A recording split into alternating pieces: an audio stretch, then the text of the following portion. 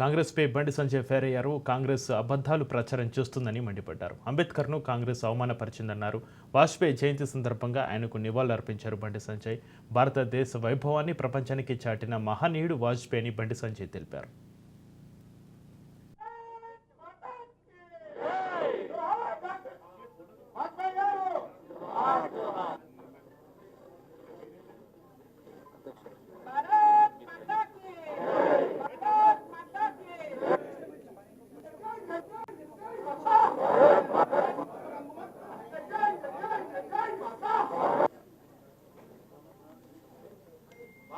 अटल बिहारी वाजपेयी अमर है, अमर है। अटल बिहारी वाजपेयी अमर है, अमर है। अटल बिहारी वाजपेयी अमर है, अमर है। अजात शत्रु अटल बिहारी वाजपेयी अमर है, अमर है। अजात शत्रु अटल बिहारी वाजपेयी अटल बिहारी वाजपेयी जोहार जोहार अटल बिहारी वाजपेयी जोहार जोहार।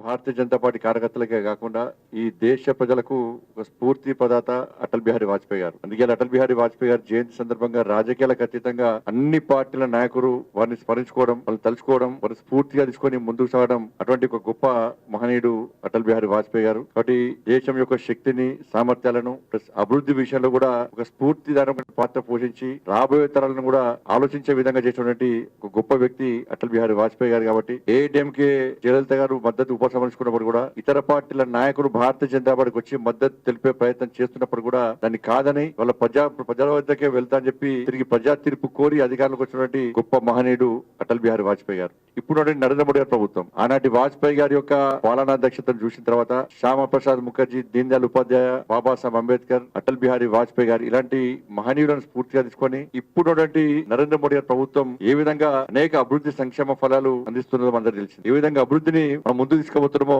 దేశ ప్రజలు ఆలోచిస్తా ఉన్నారు. ఇవాళ నాటి కేసీఆర్ గాని, నేటి రేవంత్ రెడ్డి గారు గాని 70mm సినిమాలు, గ్రాఫిక్ సినిమాలు చూపెట్టి ఏ విధంగా ప్రజలు మభ్యపెడుతారో ఇలా తెలంగాణ సమాజం అర్థం చేసుకోవాలి. ఇవాళ రాష్ట్ర వ్యాప్తంగా, దేశ వ్యాప్తంగా కాంగ్రెస్ పార్టీ యొక్క ఆలోచన విధానం మనం అర్థం చేసుకోవాల్సిన అవసరం ఉంది. ఇలా కనీసము సెంట్రల్ లో అంబేద్కర్ గారి చిత్రపటం పెట్టకుండా అవమానించింది కాంగ్రెస్ పార్టీ. కాంగ్రెస్ పార్టీ ఈ రోజు అంబేద్కర్ గారి అవమానించింది కాబట్టి 2014లో కాంగ్రెస్ పార్టీ కేవలం 44 సీట్లకు మాత్రమే పరిమితమైంది. దళిత జాతి, ఎస్సీ, ఎస్టీ, బీసీ వర్గాలు ఇవి కూడా కాంగ్రెస్ పార్టీకి మద్దతు తెలకపోవడం వల్లనే 2014లో కాంగ్రెస్ పార్టీ 44 సీట్ల పరిమితమైంది. 2019లో కాంగ్రెస్ పార్టీ 52 సీట్లకు పరిమితమైంది. ఇవాళ మొన్న 99 సీట్ల మాత్రమే పరిమితమైంది. ఇలా కాంగ్రెస్ పార్టీ దాని గురించి గుణపాఠం నేర్చుకోకుండా తిరిగి భారతీయ జనతా పార్టీని దళితులకు వ్యతిరేకమైన ముద్ర వేయడానికి ప్రయత్నం చేయడం చాలా సిగ్గు చేయడం వల్ల వాళ్ళ భారతీయ జనతా పార్టీ నరేంద్ర మోడీ గారి ప్రభుత్వం కానీ, గతంలో అటల్ బిహారీ వాజ్పేయి గారి ప్రభుత్వం కానీ ఇలా అంబేద్కర్ గారిని స్ఫూర్తిగా తీసుకొని ముందుకు వెళ్తున్న పార్టీ భారతీయ జనతా పార్టీ.